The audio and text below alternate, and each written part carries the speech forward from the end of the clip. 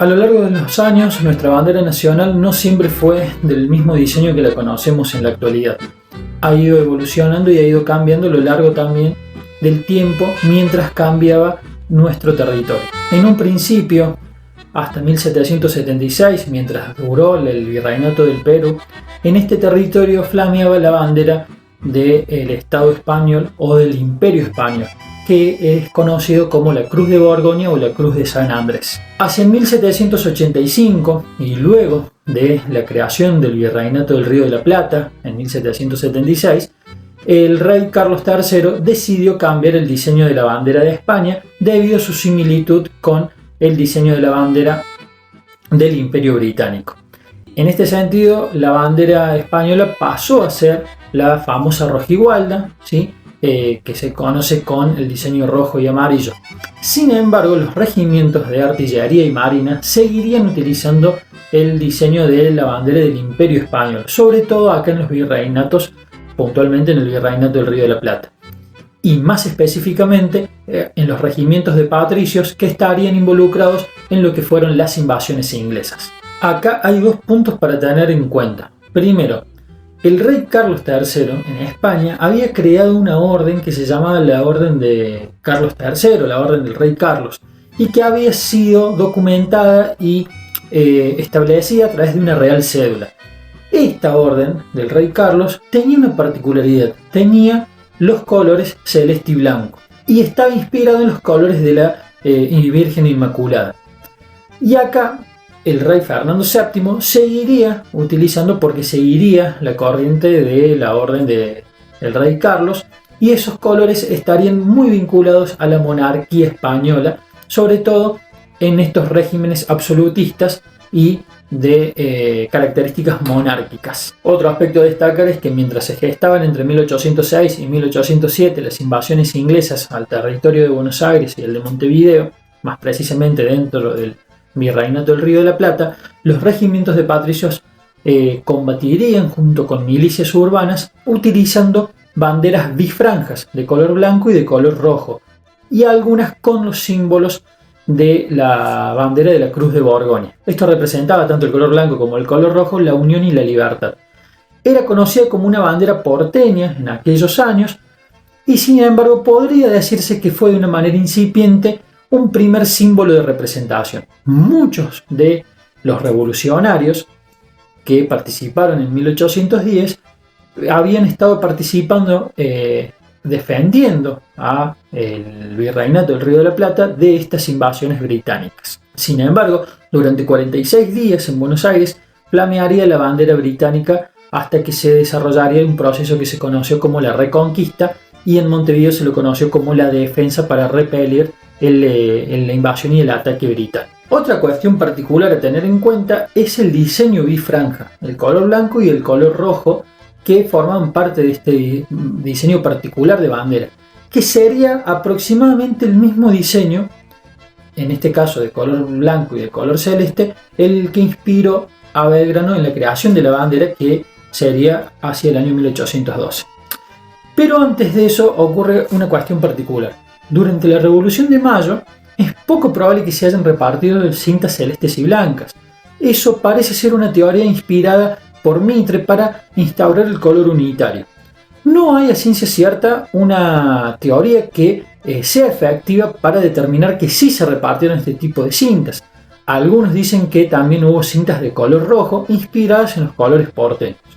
Sin embargo, si en 1811 sí se puede determinar que la escarapela nacional con un color blanco y un color celeste sí fue utilizada y fue autorizada también por Belgrano hacia French y Beruti para utilizar este tipo de representaciones hacia las milicias que estaban empezando a defender la incipiente creación de un nuevo Estado patrio. En este sentido, hacia 1812, cuando ya la escarapela nacional ya había sido aceptada por el triunvirato, Belgrano se adelantó y empezó con esta ferviente imposición de crear un Estado, un nuevo Estado.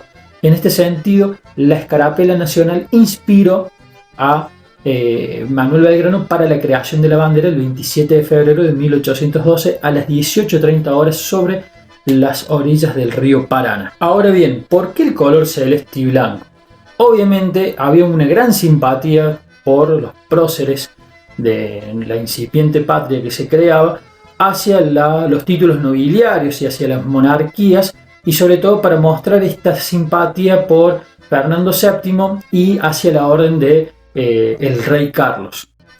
Entonces se basaron en los colores celestes y blancos nobiliarios, ¿sí?, de esta casa real.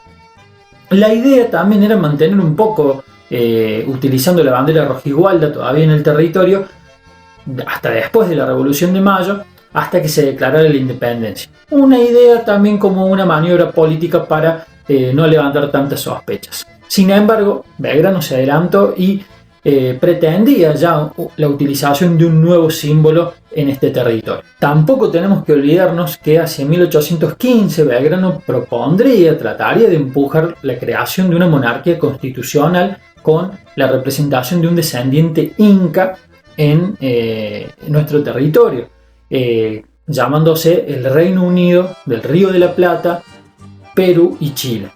De hecho, fue una maniobra política tratar de empujar la creación y la simpatía en Europa con este nombre que era el nuevo estado que se estaba creando, ya que se estaban restaurando las monarquías en Europa. Hacia 1812, el 25 de mayo de 1812, Belgrano hace jurar la lealtad del ejército hacia la bandera en la ciudad de Jujuy. En este sentido, vuelve a utilizar un diseño bifranja. Anteriormente, en la batalla de Aoyuma, que se le conoce como la bandera de la Macha, que fue encontrada mucho tiempo después en Bolivia, difiere el diseño porque ese diseño de la bandera de Aoyuma tiene 3 franjas.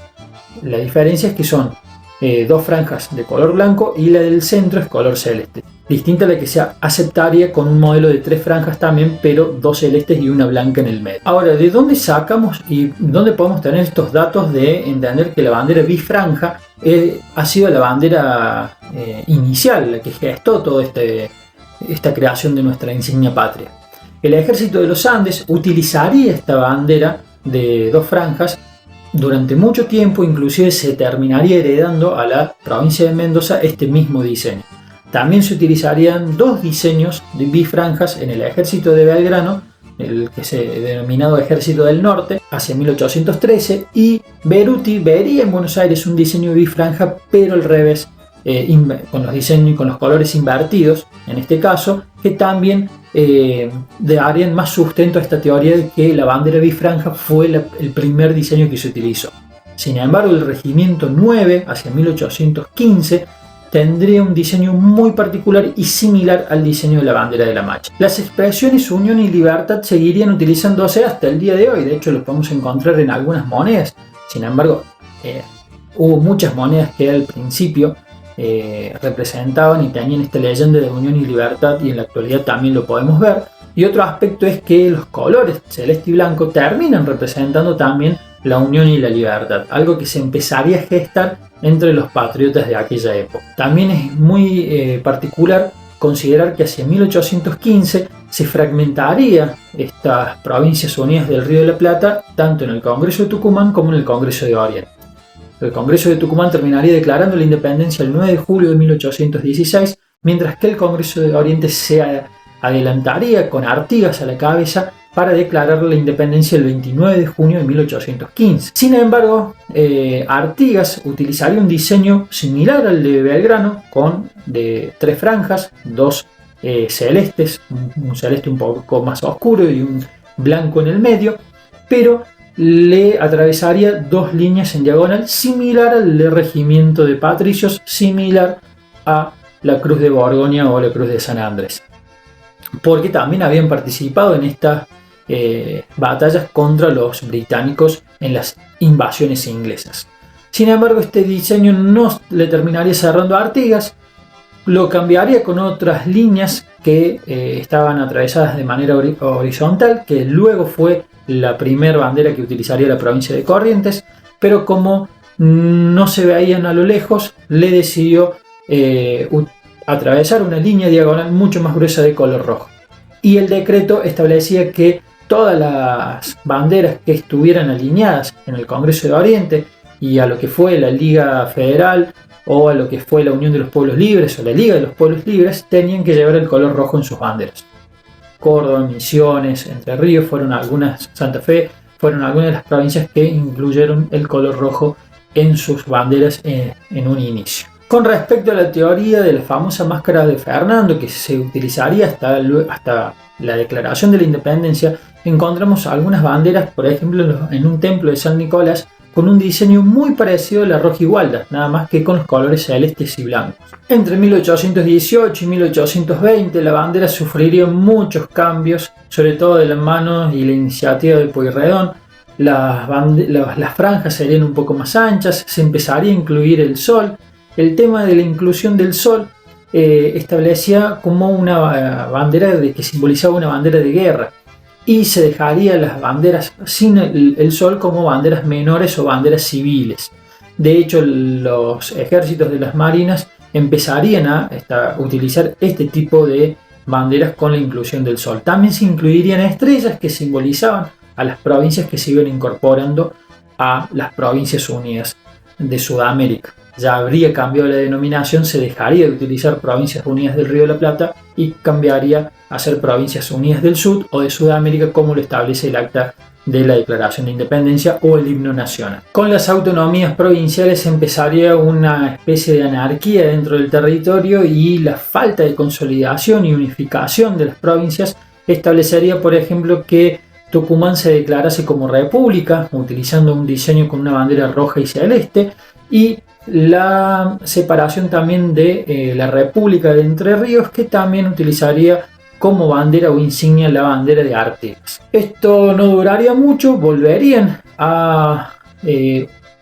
consolidarse, a unificarse, y se crearía la Confederación Argentina. La creación de la Confederación Argentina trajo cambios también muy grandes en la bandera, donde se oscurecería el color celeste y se empezarían a utilizar diseños con la estrella de la libertad, ya sea de color amarillo o de color rojo, o la inclusión del sol, también el sol incaico o el sol de mayo, ¿sí? Con un color también o amarillo o rojo particularmente.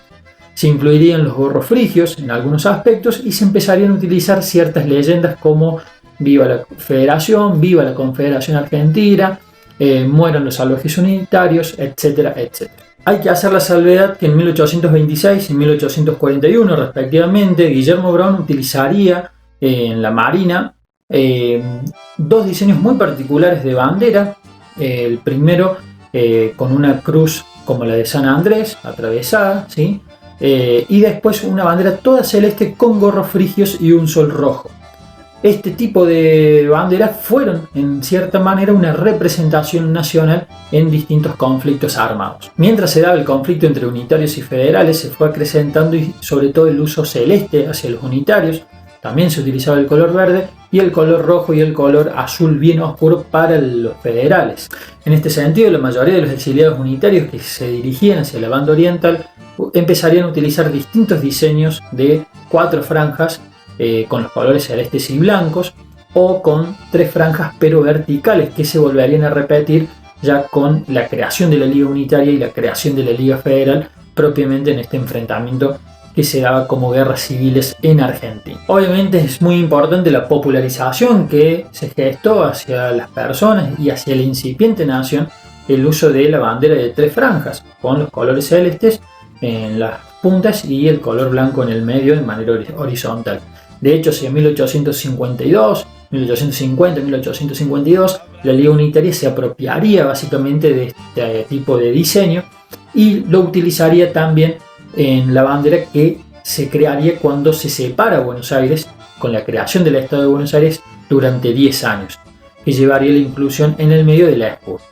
Ya con la nueva incorporación de Buenos Aires a la Confederación, se crearía esta República de la Confederación Argentina, y luego la creación de la Federación y finalmente la República Argentina en poco tiempo, utilizando este tipo de símbolo de una bandera de 3 franjas. Ya hacia mediados del siglo XX, en el gobierno de Farrell, se establecería en un principio la inclusión del sol incaico o el sol de mayo como bandera de guerra. Hacia 1985 ya se dejaría de utilizar esto de la bandera civil o la bandera menor sin el sol y la bandera con el sol incluido por otro lado, y se terminaría unificando como un símbolo único, ¿sí?, para la identidad nacional. Recién en el año 2010 se termina de establecer directamente, ya con la celebración del bicentenario, los rasgos puntuales que tenía que tener el Sol de Mayo y sobre todo los rasgos y los diseños particulares que tenía que tener nuestra bandera nacional. Finalmente, y un párrafo aparte, demanda lo que fue la creación del reino de la Araucanía y la Patagonia por parte de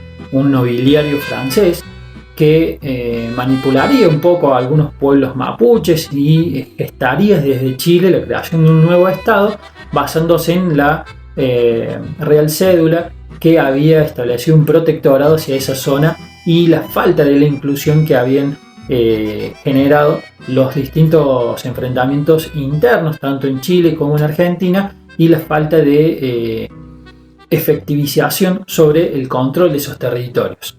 Utilizaría una bandera de 3 franjas con los colores azul, blanco y verde, que particularmente llama la atención que la bandera de Río Negro actualmente toma como base ese diseño, pero la interpretación de los colores viene por otro lado. Esto no duraría mucho, entre 1860 y 1862, cuando ya la República Argentina establece ya las campañas y las conquistas al desierto para tener un control efectivo sobre el territorio de la Patagonia en nuestro país. Hasta aquí una síntesis de cómo ha ido evolucionando y cómo ha ido cambiando el diseño de nuestra bandera, y lo notable que es para una nación establecer particularmente una forma de fortalecer nuestra identidad nacional a través de los símbolos.